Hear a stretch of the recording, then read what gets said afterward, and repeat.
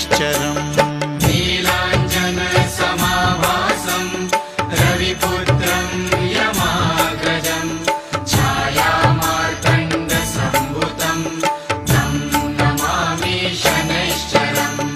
नीलाञ्जनसमाभासं रविपुत्रं यमाग्रजं छायामार्तण्डसम्भूतं तं नमामि शनैश्चरम्।